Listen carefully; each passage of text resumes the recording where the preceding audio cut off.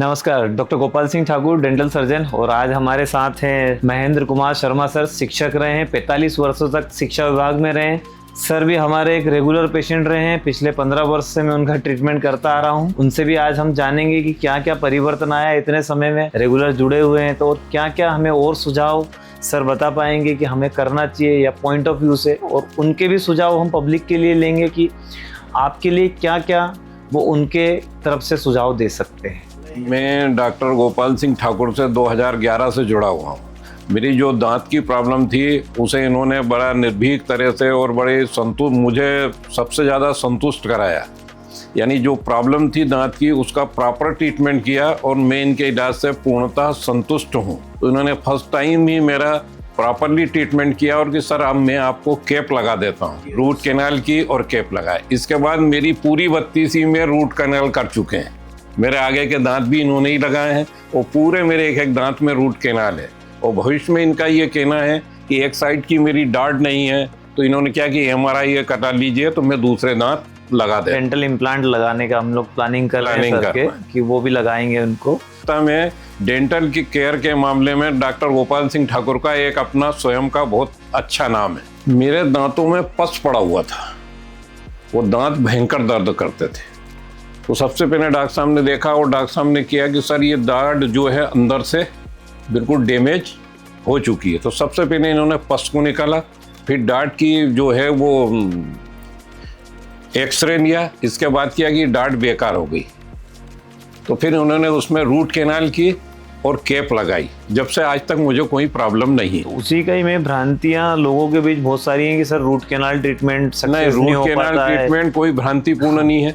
या लोग बहुत सारे बोलते हैं कि दांत बचाया ही नहीं जा सकता है, कि एक बार दांत खराब हो कुछ संभव है, दांत बचाए जा सकते हैं। हाँ, जबकि हम लोग बचा रहे हैं आपके पिछले 14-15 साल से। तो हम लोग वही चाह रहे हैं कि लोगों को ये मैसेज जाए कि नहीं, ट्रीटमेंट पॉसिबल है। आप अपने दिमाग से ये ना बनाएं बातें कि सिर्फ निकालना ही एक विकल्प है, नहीं तो फिर दांत ही नहीं बचेंगे आने वाले समय में। इसमें यह है कि लोगों को जागरूक करना है। वो यही सोचते हैं, डॉक्टर साहब के पास आते हैं और ये कहते हैं कि दांत निकाल दो, जबकि दांत निकालना नहीं है, उसकी रूट कैनाल हो सकती है और उसे प्रॉपर ट्रीटमेंट ले सकता है। और लोगों को ये जागरूक करना है कि आप दांतों की सफाई 6 महीने में डॉक्टर को चेकअप कराएं और आपके दांत की क्या कंडीशन है ये आपको प्रॉपरली मालूम पड़ जाए तो दांत की लाइफ बढ़ सकती है।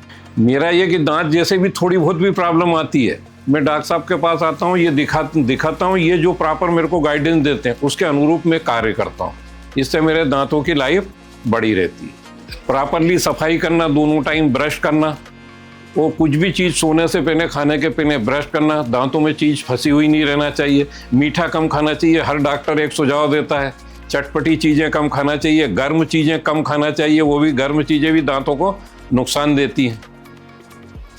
एक चीज़ और मैं ऐड करना चाहूँगा कि डेंटल हेल्थ का तो ठीक है, हम लोग बातें करते हैं दांत के लिए भी, लेकिन दांतों की सेहत के हिसाब से भी आप देख पा रहे हैं कि सर के दांत कंप्लीट हैं, पूरे हैं। तो आप ओवरऑल सेहत देखेंगे, 70 के करीब उम्र है सर। 71 रनिंग है इनफैक्ट, अगर रियल बताऊं तो। पर फिटनेस आप देखिए, ब्लड प्रेशर नहीं है, शुगर नहीं है, कोई मेजर प्रॉब्लम नहीं है।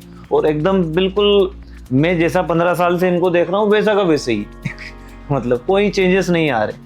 तो नियमित दिनचर्या भी एक अपना दिनचर्या भी महत्वपूर्ण है। आपकी बताइएगा सर कि क्या मेरी दिनचर्या सवेरे ये, मैं सुबह 5 बजे जागता हूँ, 6 किलोमीटर पैदल चलता हूँ, फिर आता हूँ। घूमने जाने से पहले आंवला और एलोवेरा लेता हूँ 25-25 ml, फिर घूम के आता हूँ। घूम के आने के बाद एक अंजीर, एक अखरोट, 2 बादाम और 10 किशमिश खाता हूँ। इसके आधा घंटे बाद काफ़ी पीता हूँ। 9:30 बजे नहाता हूँ, 10 बजे मंदिर पहुँच जाता हूँ, मंदिर से 12 बजे आता हूँ, 12 बजे अपनी दिनचर्या। शाम को फिर 6 बजे खाना खा लेता हूँ, 2 किलोमीटर फिर पैदल चलता हूँ, मंदिर जाता हूँ, 9 बजे सो जाता हूँ। ये मेरी दिनचर्या।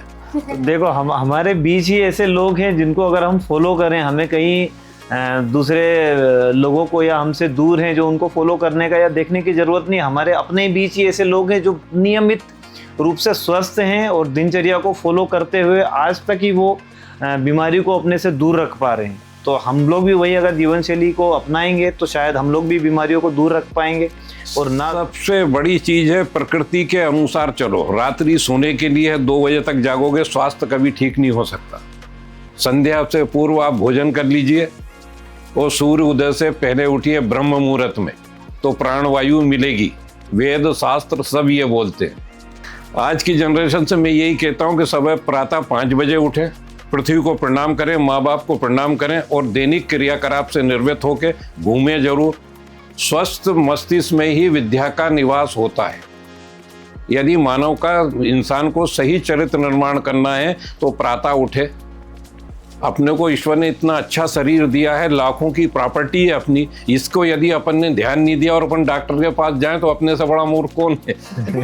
मैं तो सीधा बिल्कुल सही बात। नहीं, मैं तो लाखों की प्रॉपर्टी है, यदि इसका अपन ध्यान नहीं रखेंगे तो कौन रखेगा? कोई मूल्य नहीं है। वो उसके लिए प्रकृति के अनुरूप चलो। आप डॉक्टर साहब हैं हमारे, हर संडे को साइकिलिंग करके जाते हैं, 20-20, 40-40 किलोमीटर चलते हैं। तो कहने का मतलब वही है कि अपने आसपास ही आप ऐसे लोग ढूंढेंगे तो आपको मिल जाएंगे कि जिनका दिनचर्या बिल्कुल व्यवस्थित है और उनने बीमारियों को कोसों दूर रखा है अपने आप से, सिर्फ सिंपल तरीके से कि अगर आप अपनी दिनचर्या मेंटेन कर लेंगे तो आपको ज़्यादा कुछ करने की आवश्यकता नहीं है। और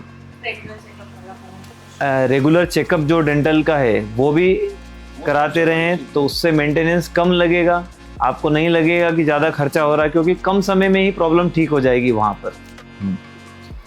बाकी हमारे लिए कोई सुझाव और इसको कैसे अपग्रेड करें हम लोग? आपका बहुत बढ़िया है, और नई नई टेक्निक से आप नया काम करते रहिए, क्योंकि विज्ञान का युग है, हर चीज़ें नई नई टेक्निक डेवलप हो रही है। अब हम तो ऐसा ओल्ड मॉडर्न है, सर्जरी वाले थे, अब तो वो लेजर से हो रहा है। इसी प्रकार दांतों में भी आपकी नई नई टेक्निक आ रही है, तो नई टेक्निक का अध्ययन करिए और लोगों को उसका लाभ दीजिए आप। यही मेरी शुभकामना है आपके लिए। बिल्कुल। उसी में एक बात जोड़ना चाहूँगा कि मैं मुंबई में अभी भी, मैं ग्रेजुएशन तो मैंने मुंबई से किया, लेकिन अभी भी रेगुलर मैं हर साल वहाँ जाता हूँ और अपनी ट्रेनिंग 1 हफ्ता 2 हफ्ता लेता हूँ, ताकि नई चीज़ें हम लोग फिर से सीखें और उसको यहाँ छोटे लेवल पर भी लागू कर पाएँ और उसका फ़ायदा हम लोगों को मिल पाए। और बहुत बहुत धन्यवाद सर, और कीमती समय निकाला उसके लिए। डॉक्टर साहब आपका बहुत बहुत धन्यवाद।